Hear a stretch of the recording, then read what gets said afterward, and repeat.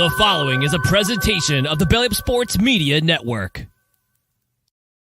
Here's what's cooking on today's Sports Stove podcast. We have one of the newest Tennessee Titans, Matthew Jackson, on the show with us.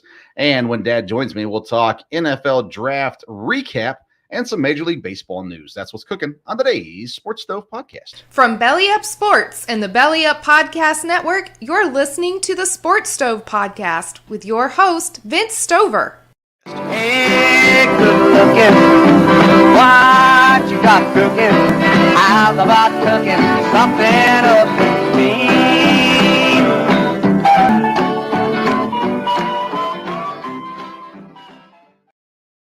Welcome in to an all-new edition of the Sports Stove podcast presented by Righteous Felon Jerky. If you want the best jerky in the game, you need to go right to the source. Righteous Felon Jerky partnered with the best natural black Angus beef producers in the land to lock up a supply and guarantee the best tasting, best textured, and freshest beef jerky on the market. Visit righteousfelon.com. Use the promo code BELLYUP. You're going to get 15% off your purchase. Again, that's righteousfelon.com. Code BELLYUP for 15% off your purchase. And folks, we've got a great show in store for you here tonight. Typically, my dad joins me, and he will join us a little bit later in the program as well. And we'll talk NFL draft and Major League Baseball news as well. But we're going to start off today with a special guest. He's been on the Sports Stove Local Hour several times, and he is the newest addition to the Tennessee Titans organization, former EKU linebacker, now Titans safety, Matthew Jackson. Matt, it is always a pleasure to have you on the show. Congratulations. How you doing? Thank you. I'm doing well. Thanks for having me. Hey. Man, this is Tighten awesome. up. That's right. Tighten up. This is the first time you've actually been on this segment.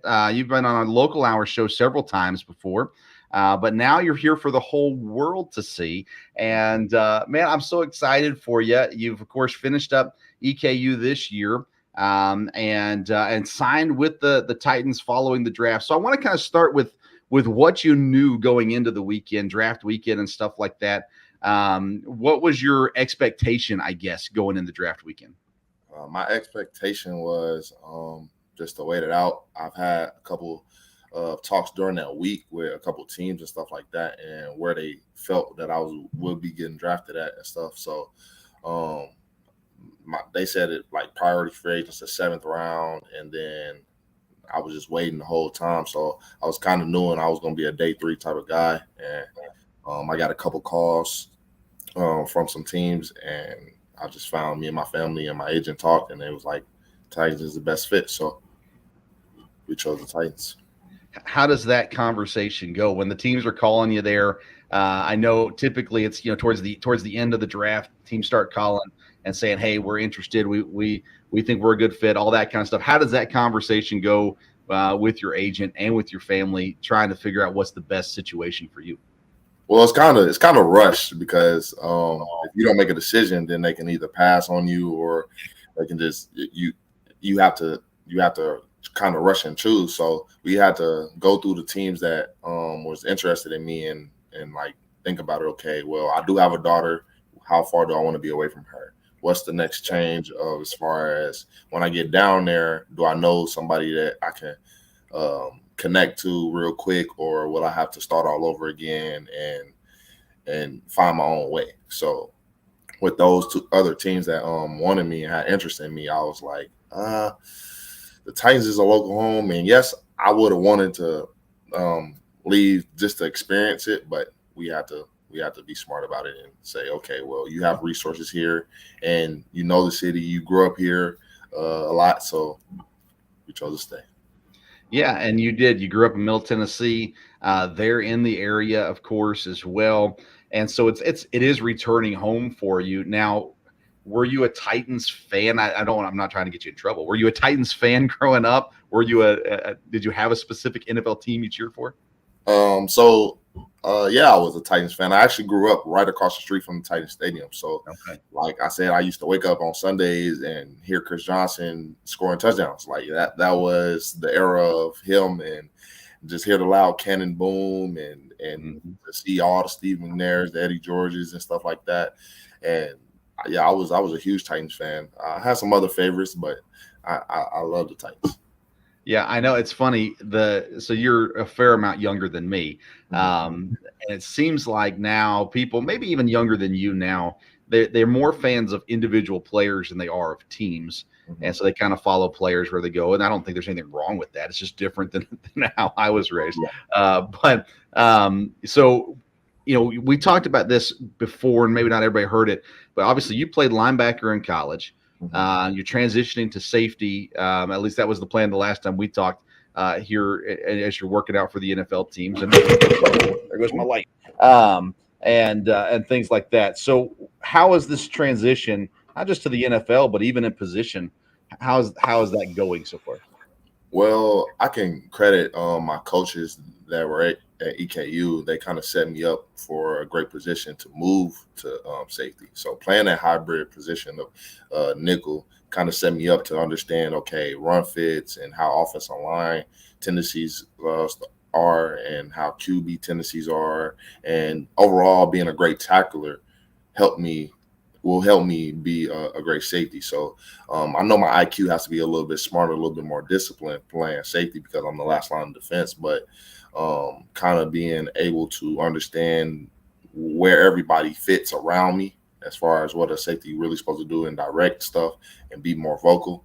That's kind of my strong suits already. So I credit Coach Johnson at EKU and Coach Wells and Coach Day and those guys up there for actually putting me in the best position for me to be more versatile to play all these other positions that I'll be playing. So, yeah, it's funny. I was this year. You were injured a little bit this past season, and I could tell a noticeable difference when you were on the field and when you weren't. Your speed and athleticism. It was above and beyond, not knocking the other guys on the field, but it was different when you were on the field. You stood out on the field, things like that. And then you had your workout numbers at your pro day. I mean, they ranked up there with the top combine numbers for safeties this year too. How encouraging was that for you to see your work come through, at least in the numbers? Well, I credit also where I trained at. I trained at X3 in Nashville. So those guys took me under their wing. I knew a couple people that was there working out with me. Actually, TK and Sewell was actually working out with me too. So us being a family over there and then getting the necessary things that I need to have for a pro day. And those numbers just was accredited to what I was doing and training. So you just had to be consistent. After season, I had to rehab, recover, and then start training. And I know it's a long process, and some people tend to relax and stuff like that. But we just kept on the driving seat and kept going. Yeah. Now, what did you learn? And let's just do under Coach Wells and his time at EKU. What did you learn in those years that prepared you for this moment? I learned to stay true to myself. With all the stuff that will go on in your life, you just gotta stay true to yourself, stay true to your faith, stay true to your keys and your motivation. I do this for my daughter. I got a little girl, she's 2, so I know what's my why. You gotta always understand what's your why and why you do things, and everybody has to have a key why, or you'll lose yourself, or you will tend to drift off into realms and other things that you don't need to get into. So that relationship that Coach Wells instilled in me, just make sure you know who you are, make sure you are who you are every day. One of his core values, be who you are at all times, on and off the field. So yeah. Now, of course, TK McClendon, he was your teammate at EKU. He got signed as well by Tennessee. Did you have any other connection with guys that are there in the program? At Tennessee? At the Titans, yeah.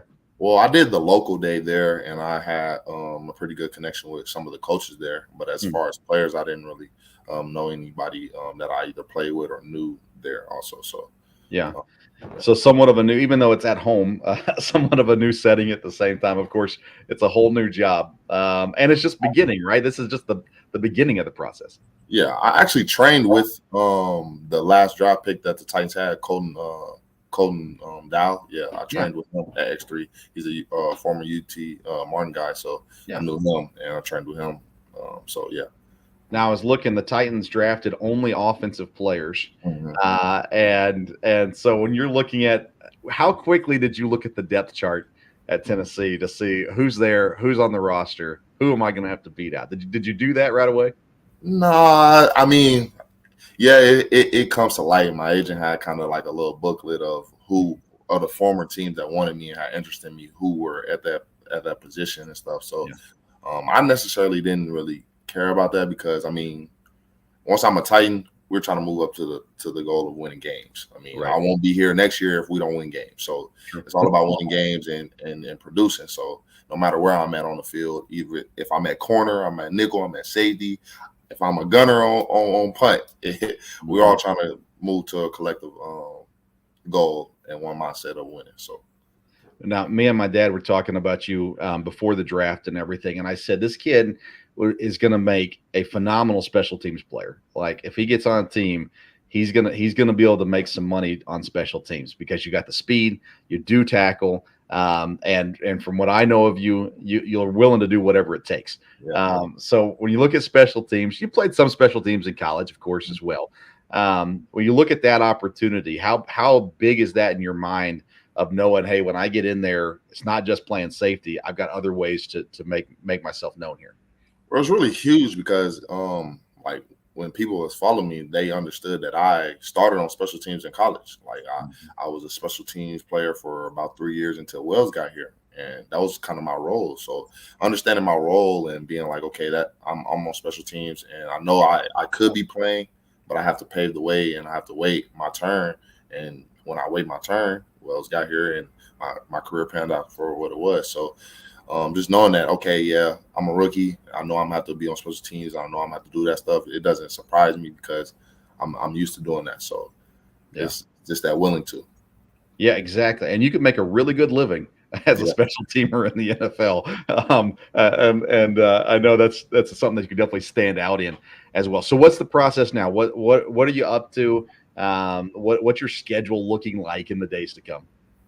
So we report next Thursday. Right now we're just doing meetings, position meetings and stuff, learning the Titan way, learning how to speak all Titan and stuff, just knowing because everybody's different now. It's not like it's back to the ground zero. That's what somebody was telling me about. It's like this is your last rookie chance. I was like, I hate that I gotta start all over again, but this is your last rookie chance. So I was like, I gotta honor that and yeah, so we just starting back to ground zero and I got my playbook and it's kind of like it's a little thick. A little thicker than college? Yeah, a little thicker than college. So I'm like, I got to make sure I'm got my head on straight.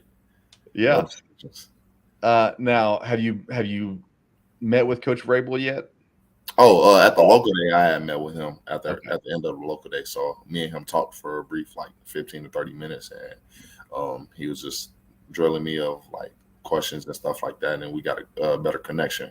But at the local day, he was kind of talking to me, coaching me up, and I was taking good coaching and stuff. So that made him want to learn more about me, being from a small school, and him not really necessarily me being on his radar of draft picks and stuff like that. He was more invested in trying to build a connection with me. So I'm in this better position. So that's what the coach was saying at safety. It was like, we got you for a reason. So.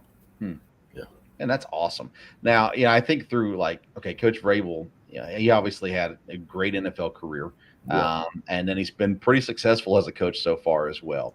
Now, obviously you had coaches and teammates that had varying degrees of experience and different knowledge and all that kind of stuff.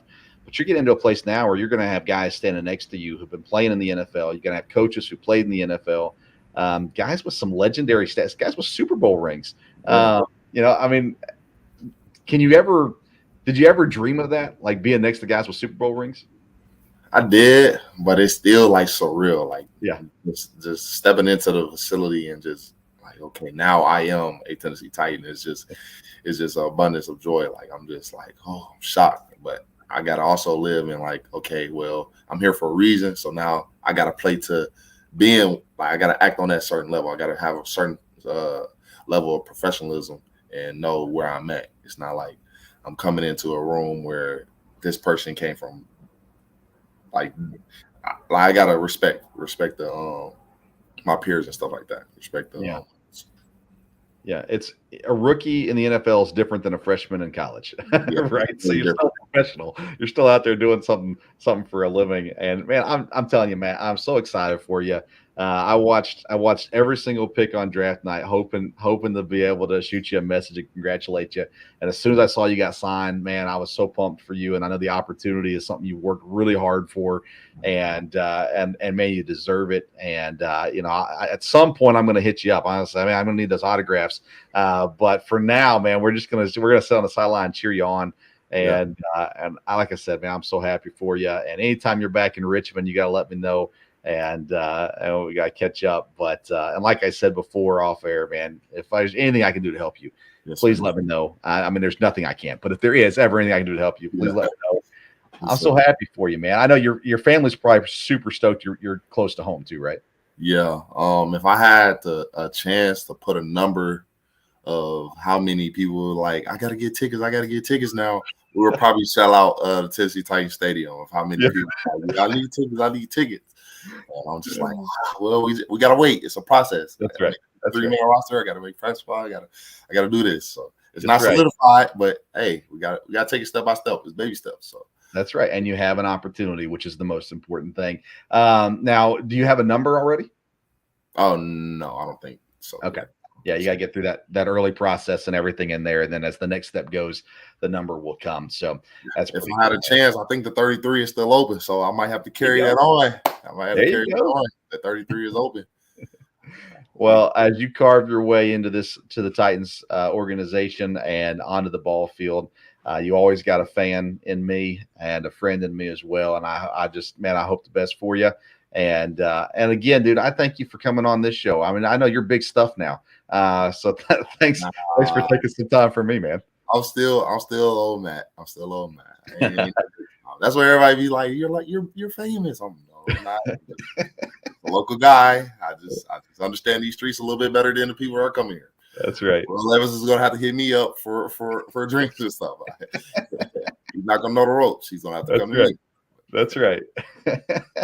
Well, Matt, again, man, I appreciate you and a huge congrats to you. And we're looking forward to cheering you on. They're going to keep up with you and just all the way through, man. Like I said, you've always got a fan in Vince, and I'm here for you, supporting you all along the way. So congrats, dude. Good luck, and we'll see you down the road. Yes, sir. Appreciate that. Thank y'all for having me. Have a good one. Tighten up. We'll see you, man. Tighten up. That's Matt Jackson again, former EKU linebacker, current Tennessee Titans safety as well. Welcome into the show, Dad. Hey, Dad, how you doing? Good, doing good. Looks like I've had a great time. Boy, you got a big NFL guy on tonight, so the Sports Stove is right there, no doubt about it. That's right, man. I love Matt. He's always been such an encouragement to me, and so kind to me in his time here at EKU as well. I'm so happy for him and excited to see what he does now moving forward. And an opportunity there on the Titans. Like I was telling him, Dad, I looked at the draft, and they only drafted offensive guys. So that's opportunity arising. And, of course, there's guys on the roster, but great opportunity for him. TK McClendon, too. Congrats to him, too, another EKU guy. They signed on with Tennessee, and excited for them and what's ahead for them. So, but, hey, Dad, we haven't talked a whole lot since NFL draft. Anything stick out to you in the NFL draft this year? Well, it was interesting. We had talked about whether there'd be as many trades, and they set a record for trades in the draft as far as the entire draft was concerned. Yeah. And, we knew the first round would be kind of crazy, and it was that way with, not knowing, definitely some surprises.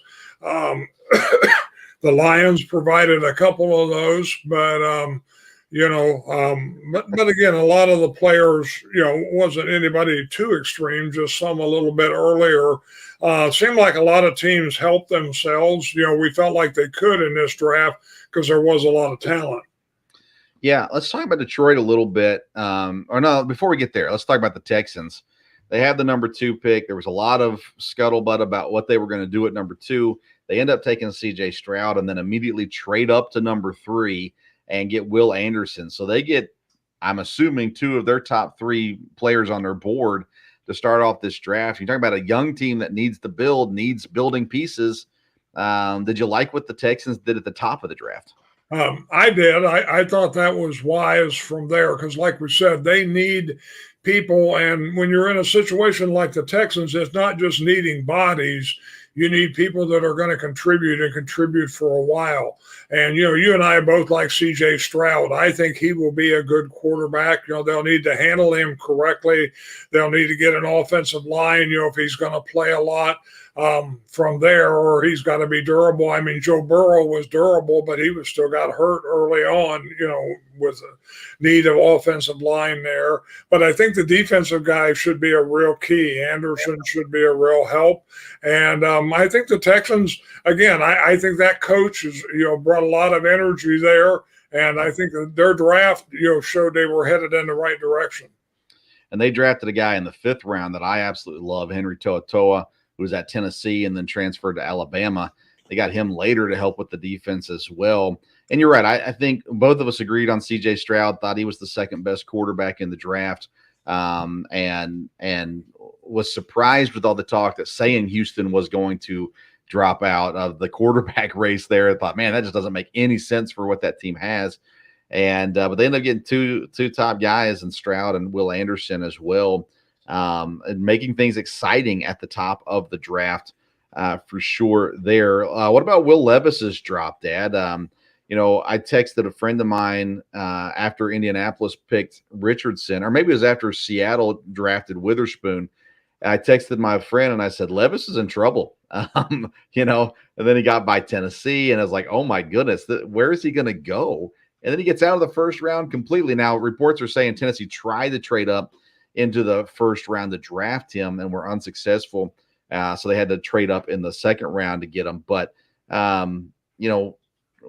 I think had we didn't do the over-under game this year pre-draft on things, but I think had we said quarterbacks 4.5, both of us, or 3.5, both of us would have went over on that, assuming at least 4 quarterbacks, if not 5 were going in the 1st round. We only got 3 in the 1st round, and Levis was the one that had to fall. What was your thoughts on Levis's fall? Well, we talked about, didn't feel like he was going to necessarily be, a great quarterback. It didn't surprise me that he didn't go early because, again, I thought Richardson would go there at Indianapolis, which he did. But, the fact that there was only 3 quarterbacks in the 1st round, I thought people would I think it'd be a reach, but I thought people would go up to get at least, Levis and possibly Hooker too, or maybe even Hooker ahead of him. They ended up, getting in spots where we'll see how they do, but I don't know that they will make anybody sorry for not drafting them earlier. We'll see. Yeah, my player comp for Levis was Ryan Tannehill. And my philosophy all along was I don't see him ever being a Peyton Manning type, but he could have a really solid career in the NFL. But you don't want to take that at number 4 or number 2 or top 10 if you're getting that. You want the 2nd round is a great spot. And if you think about it, Tennessee getting Peter Skoronski in the 1st round, that's going to help Will Levis's career, having a solid offensive lineman like Skoronski up front. But to a team that lost offensive linemen either through cutting them or free agency in the offseason. And so that was important for Tennessee, and they were able to add offensive line help first and then add the quarterback in second. And so I think that was an interesting play for sure. Let's see here. Of course, Carolina, they went, we all called that one. Everybody knew it. Bryce Young was going number 1. They get him. They add receiver Jonathan Mingo from Ole Miss in the 2nd round as well. Let's talk about Chicago because we love to knock on Chicago. We'll talk about Detroit in just a second too. But Chicago, they go Darnell Wright in the 10th pick overall. They actually traded down 1 spot to allow the Eagles to go up and get Jalen Carter. They bring in Darnell Wright from Tennessee, the offensive tackle, going in front of several other offensive linemen. So were you surprised Darnell Wright went that high? And do you think it was a good pick? I think it was a good pick. Whether he would have been, the second guy or not, I don't know. But I think it was a good pick. I think he's a solid offensive lineman. I didn't know how those top 4 offensive linemen were going to go, and I think they could have really went in just about any order. So I think, as far as size and position, if that fit where they needed to be, you always need solid offensive line. I'm not sure the Bears, don't need a lot of help, and I'm not sure they couldn't have at that spot. They might have helped themselves more, maybe with a defensive player or someone else. But I think he's a good pick, and he should have a good career for them. Yeah, Paris Johnson, the first lineman off the board at 6 to the Cardinals, followed by right at 10 to the Bears, Skoronski at 11 to the Titans. And then Broderick Jones, Steelers came up and got him at 14. Everybody assumed the Jets were going to draft him at 15. The Steelers jumped up and got him at 14 and secured him. And then actually a 5th offensive lineman went, Anton Harrison from Oklahoma, went to the Jaguars all the way down at 28. The Jaguars in desperate need for offensive line help with a suspension to one of their best offensive linemen just a week or two before the draft. And so, that was an intriguing way to see how those offensive linemen fell. Let's get to Detroit, though, Dad. I love Detroit's day 2 draft, but the day 1 draft, the first round, it just didn't make any sense whatsoever. So the Lions are sitting there at where were they at? Number 12. And they traded down from 6 to 12. That's right. And they drafted the running back out of Alabama, which blew everybody's mind because I heard that he was going to go in the first round, but I was thinking in the lower 20s. He goes number 12 to a team that signed David Montgomery in the offseason, had Swift on the roster. Of course, they ended up trading him to Philadelphia. But Jahmyr Gibbs, number 12 overall, that seems a little bit like a reach, doesn't it? It does. It definitely does. He may be a good running back, and he may end up being good, but the question will come, couldn't have they got him later? Right. Definitely later in the first round, and I think they probably could have got him in the second round, potentially there. So I don't know that he had elite enough talent that you had to get him there, not with other things they could use. They were a surprise, and both they got 2 good players in the first round. It's just neither one of them were probably necessarily first round people. The linebacker might have gone if they hadn't taken him, but maybe. Detroit was definitely, I think, the little bit of the head scratcher of the first round. To see, what they were doing. And again, I don't know about their organization or their head coach. It seems like, they're very confident. They finished up strong at the end of the year, and boy, they've got everything going. But I don't know. Sometimes people want to prove they're smarter than everybody else. So we'll see if that works for the Lions. And being in their division, I hope it doesn't. So we'll see.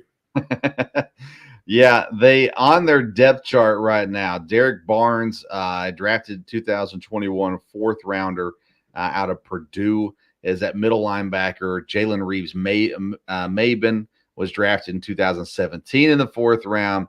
They get 2 guys this year, Trevor Nowaski, which nobody knows. Jack Campbell, though, listen, I had him projected as a first-round pick, but there were so many players on the board at that time.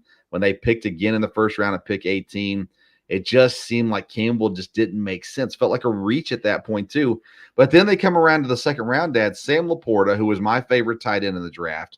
I knew he wouldn't go first, but he's the one I wanted the Packers to get. Brian Branch from Alabama, the safety, I had him as a first-round pick, and everybody I saw had him as a first-round pick. And so had you taken Brian Branch at pick 12 or 18, 12 would have been a reach for sure, but at 18, nobody would have batted an eye. Jahmyr Gibbs and Jack Campbell. Gibbs, like you said, Gibbs would have been available at 18, I think, and maybe available into the second round also.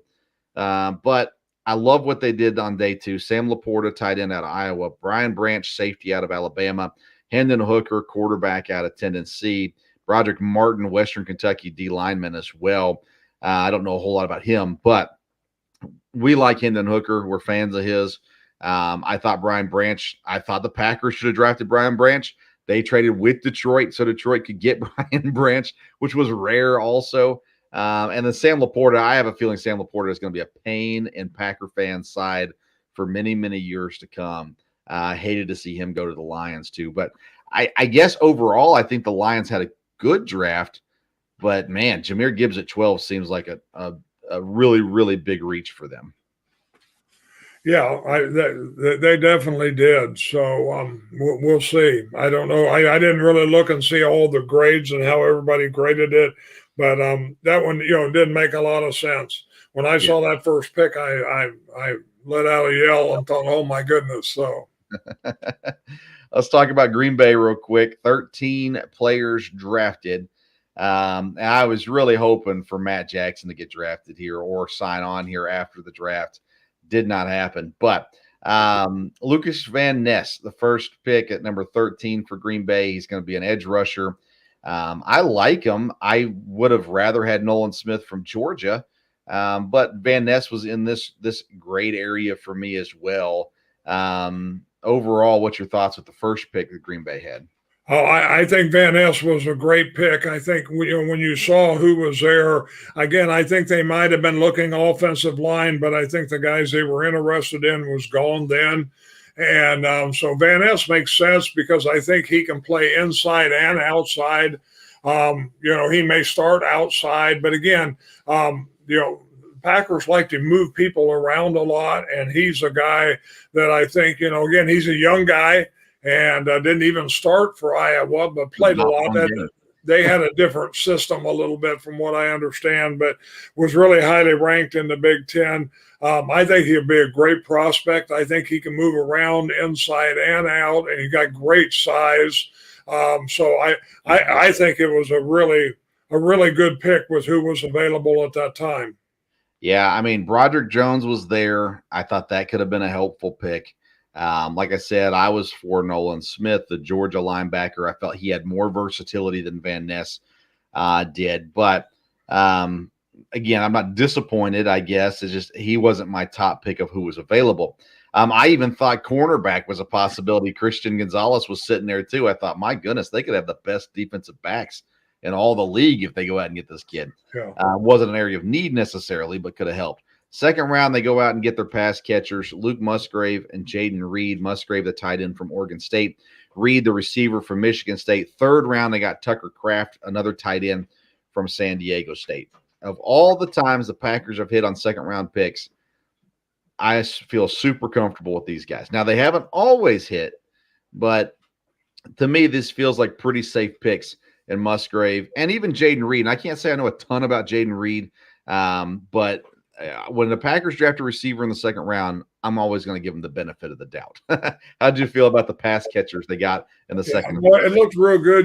I felt like they were going to take a tight end there first, and all of a sudden 3 tight ends went off the board real quick and didn't know where that was going to go. But I think Musgrave is a great, like I said, I've read a lot about that. And of course they got him because he had an injury, but he was back, at the Senior Bowl and went through everything. He's got great potential.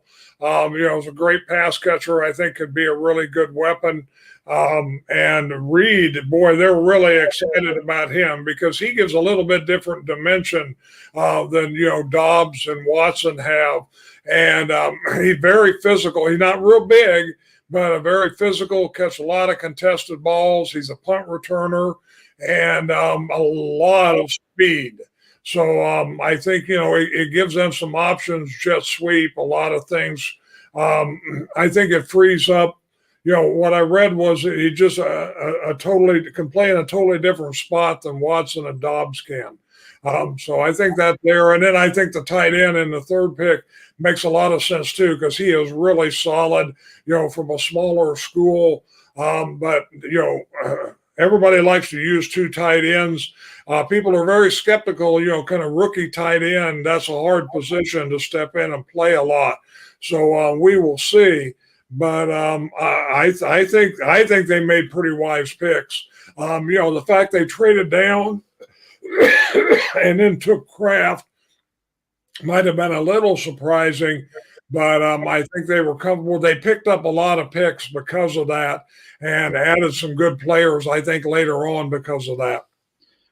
Both the tight ends are good size, 6'6", 253 for Musgrave, 6'5", 254 for Tucker Kraft. I think they're two different kinds of tight ends. Plus, you got Josiah DeGuara, who was drafted just a couple years ago out of Cincinnati, that's on the team as well. He's a blocker. He can catch the ball, but he's known as a blocker more or less. They get Cody Wooden in the 4th round from Auburn. That's going to be a good addition to D-line. Here's the pick I didn't like, Dad, Sean Clifford, the quarterback out of Penn State. Nothing in his college career made me go, yay. I mean, even though he's only going to be a backup and would only ever see time if Jordan Love gets injured, I knew they were going to draft a quarterback. Tanner McKee out of Stanford went after them. I would have rather had him. I have to admit, Sean Clifford's a guy that I look at and go, I really wish he wasn't on our team. Any thoughts on the quarterback there, Sean Clifford? Well, I'm a little more positive about that than you are, mainly because I trust the coaches. They brought him in. They talked to him. They felt like everything after him was going to be quite of a drop. Again, he's going to be a backup quarterback, but I think they see some potential. He's got some age. He's got some athleticism. And, again, he beat out Will Levis for the job at Penn State. So if that was worth anything at all, but we will see. He's the backup quarterback. You knew they were going to take one. I probably feel a little better about him than him taking somebody in the 7th round. I think he has more potential there than that. And so we'll see. Yeah. And again, beating out a guy in college isn't the end all, as Joe Burrow got beat out and then went on to win a national championship. Will Levis got beat out and went on to be a 2nd round pick, Clifford, a 5th round pick. There's a reason for that as well. But real quick, I know not everybody listens to us are Packer fans, so we won't spend much more time on this, but I'm looking here, Dad, at the wide receiver group for Green Bay. You got 2 guys drafted in 2022. You got 2 guys drafted in 2023. 2 guys signed on as free agents in 2023. Then you got 3 guys in 22 as drafted. So this team has 0 veteran presence in the wide receiver room right now. Do the Packers go into the season as is, or are they still going to bring in someone as a veteran at some point? Everything I hear, even with a couple different positions, they're going to start and see how it develops. I would not be surprised if they bring in a veteran if they can find the right guy. And it may have to be a trade. I don't know. I don't think it could be somebody like last year. There was a little more of a project. I think it would have to be somebody that they know is a veteran receiver and can help these guys along. I wouldn't be surprised if they bring in somebody, but like I said, they got a lot of talent. They have a lot of speed, a lot of young guys there. And, the thing that's a little different about Green Bay is they're so strong in the running game. Should be strong on the offensive line, strong in the running game. Both the running backs catch the ball. So it's going to give Love a lot of flexibility, give LaFleur in the play calling a lot of flexibility. And we'll see. They may not bring in anybody else. I wouldn't be shocked, but I don't think they'll bring in a veteran. I think it'll have to be somebody that can provide leadership and really have some experience. The name that I've heard a lot last year, and obviously it never happened, is Tyler Lockett from Seattle. Veteran guy, very good wide receiver. He could come in, be the number one, allowing Christian Watson, Dobbs, Reed, all these young guys a chance to just fill in roles while also giving the quarterback a solid veteran, experienced guy. Because Love needs, yes, the running game is good. He needs dependable wide receivers. And as much as I like Watson and Dobbs, man, you got to have someone dependable there for sure for your young quarterback as well. I don't know if Tyler Lockett's the guy or not. He's not a free agent. It would be a trade. But that's a name I heard a lot connected to the Packers last year. And we'll see if they do end up bringing in a veteran. I think they should, but we'll see if they do. Who do you think had the best draft? I didn't give you a fair warning on this, so I'll go first. But think through that. Who you think the best draft? For me, it's Philadelphia. To me, it's clearly Philadelphia. I think other teams did fine. I think Vegas did fine. I think Pittsburgh did well. I like what Buffalo did as well. But at the end of the day, Philadelphia comes in. I think they get a player that most of us really liked in Nolan Smith, and they got him at the end of the first round. They're able to trade up to number 9 to get Jalen Carter, who people have graded as the best player in the draft. And we know there's a motor issue there. But again, it's the perfect spot for Jalen Carter. He's got veteran guys on that line that can help him and teach him. Plus, he's got 1 million Georgia teammates on that team too. So he's in a really good spot. Nolan Smith gets drafted at 31, a steal, I think, of the draft as well. Keely Ringo, another Georgia guy in the 4th round. I had some people putting him in the first. I had him as a 2nd-round guy. He goes in the 4th round. They get a backup quarterback in Tanner McKee in the 6th, as well as other guys throughout the time there. An Alabama offensive lineman in the 3rd round and Tyler Steed. So who do you think had the best draft? Well, it's funny you said that because I looked at that a little bit before we came on, and Philadelphia is definitely who I would have said. I think they did a really good job, moving up to get Carter. Still a little surprised that Chicago moved up, with them on that, but being able to get, to get him was good. And like I said, Noah Smith, that was a great pick, and I think they did well all the way down the line. Of course, they had 2 picks. Some other teams I think did well. I think Cincinnati probably made a good pick with Murphy. He probably dropped a little bit, could have gone a little earlier there. I think Tampa Bay made a real wise pick with the defensive lineman out of Pittsburgh. I think that was solid there. A couple teams I think really made some mistakes, but okay. I think they did well. There's Seattle, a great pick with Witherspoon, no doubt about that. And so I think that was good too. And I guess Seattle got the wide receiver. Seattle had 2 good picks. Yeah, they did. And I was looking through. I think most teams did well in the first round. It's where you get to the rest, not all of them, but most of them. And then where you get to the rest of the draft that you got to figure out kind of what happened. I like what the Giants did too, Dad. They got Deonte Banks, the Maryland corner, at 25, which I had heard him going higher than that. They get a center in the 2nd round, Jalen Hyatt in the 3rd round, and I'm a huge Jalen Hyatt fan as well. Eric Gray in the 5th round, a running back. He had time at Tennessee. We saw him a lot at Tennessee. Transferred to Oklahoma as well. So I think they did well as also. Now you said some people with bad picks, so let's go there. Who had the worst draft? Well, of course, we've already talked a little bit about Detroit. I really don't think Dallas did well in the 1st round. I think they reached a little bit on a guy there, and I don't think they did well. And I'm surprised. I don't think the Jets did well. Again, I think they were surprised. Maybe the guy they wanted, somebody moved up ahead of them, but you got to be able to handle that. Again, they got a good player with McDonald, but I think that was probably a little early. Again, they need people there. So those 2, I don't think did super well. Yeah, Dallas was an interesting one. I think time will tell on them. Obviously, it will with everybody. I think when they called out Smith's name, everybody was kind of like, huh? But he had a good college career, and there's potential there. They get their tight end in the 2nd round, and I think they would have drafted tight end had Buffalo not jumped ahead of them. I think they should have drafted tight end Michael Mayer, but they did not. They get their tight end in the 2nd round with Luke Schoonmaker from Michigan as well.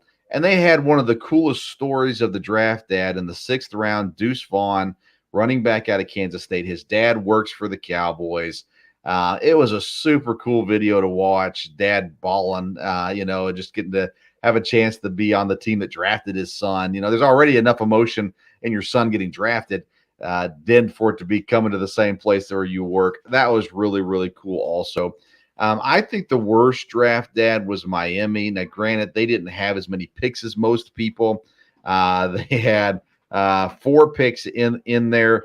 They get Cam Smith out of South Carolina, the cornerback, the Texas A&M running back. And to me, they just didn't get better in this draft. And anytime you have a draft, no matter how many picks you have or when those picks come, you've got to get better. And I don't think Miami did that. So I would mark them down as probably the loser of this draft. And there were others that didn't have great drafts. But like I said, Detroit, I hated their first round. I loved their second round. So, hard to knock them too much on that. My New England didn't shock us in the first round. I mean, Christian Gonzalez fell to him at 17, and they got him there. Keon White, who we both liked out of Georgia Tech in the second round. So they had a good top of the draft as well. They also drafted a kicker and a punter in this draft. First time in a long time for anyone to do that. Minnesota gets Jordan Addison, the receiver out of USC. We knew that they needed someone there to help out in their offensive side of the ball as well. So I had a blast, though, watching the draft. And let's talk about Indianapolis real quick. We haven't mentioned them yet. Anthony Richardson, quarterback out of Florida. You and I both felt like, man, I don't see it. But he's in an interesting situation. They've got Gardner Minshew who can start, and he's with a head coach who's worked with Jalen Hyatt and Justin Herbert. And guess what? Those 2 quarterbacks had success. So are we trusting the Colts coaching staff? Are we trusting the talent of the quarterback, or are we not trusting any of those things? Well, I think it's a combination. The coaching staff, like I said, they've worked with quarterbacks that were similar, and Richardson has got a lot of, he's got a lot of raw athletic ability. So we'll see. I'm not sure unless they would have just not taken a quarterback, I think that was the right pick for them because they have Minshew, and they'll have a chance to, bring Richardson along as it works there. So I wasn't surprised by that pick, and I'm not sure it was a bad one at all. All right. Again, time will tell with all these picks. We'll never know the truth until it happens. We can all guess on things, but anyways, a place kicker got drafted in the 3rd round by San Francisco. Like I said, New England drafted one. The Packers drafted one. Plenty of kickers going in this draft, which is always interesting as well. I had one bold prediction that did not come true. I predicted that by the end of the draft, Denver would have drafted Max Duggan from TCU. The Chargers ended up with the quarterback to pair with the receiver they drafted in the 1st round. But in the 7th round, the Chargers picked him. So I failed on that one. My mock draft didn't do well. Dad, you did well in your mock draft, though, this year. So congratulations on that as well. It's always fun come draft season for sure. We're running out of time, so let's take a quick look over at Major League Baseball, unless you've got something else to add in the NFL. Anything to add there? No, that's fine there. Okay. So let's go to Major League Baseball real quick because there is a massive surprise still active in Major League Baseball, and that is the Pittsburgh Pirates. 20-10, they lead the division. They're a game and a half up on Milwaukee as of this broadcast. This is a team that is not supposed to be good, Dad, and yet they're doing all right. They're tied with the Braves. Same record as the Braves in the National League. And by the way, they are, I think, the 2nd best record in the league right now. Pittsburgh Pirates, for real or eventually going to fall? I think they're for real as far as being improved. Where they're going to hold or not, I don't know, because they've even had a fairly major player injured early on, and they've still done well, with a lot of players. So part of it will depend on their division. The Cardinals have not done well yet. So will the Cardinals get stronger? And then you've got, the Brewers there. That could definitely be a problem. But like you said, they don't play, the division quite as much this year. I don't know. We'll see. Pittsburgh will hang in there. I know on our preview before the year, I did think Pittsburgh would be better than the bottom. Now, I can't say I thought they'd be in first place today, but we will see. It's been interesting in fantasy baseball, actually starting to look at Pittsburgh guys. You're right. I'm looking right now to see over under for Pittsburgh was 67.5. I went under. They're already at 20. They're a third of the way there already. So that's tough. What's more surprising, Pittsburgh at 20-10 or St. Louis at 10-20? There you go. St. Louis at 10-20 is crazy. St. Louis is, not done well, but we would think they would rebound again. I heard your baseball show this week, and like I said, I guess the pitching staff has been kind of decimated there. So we'll see. They not just decimated, they just stink. They've been horrible. In the AL East, the Yankees are last place, and they are over 500. They're still last place, 8.5 back on Tampa, who had that crazy fast start. And the Baltimore Orioles, by the way, have yet to hit 10 losses. They're at 20-9 as of this broadcast.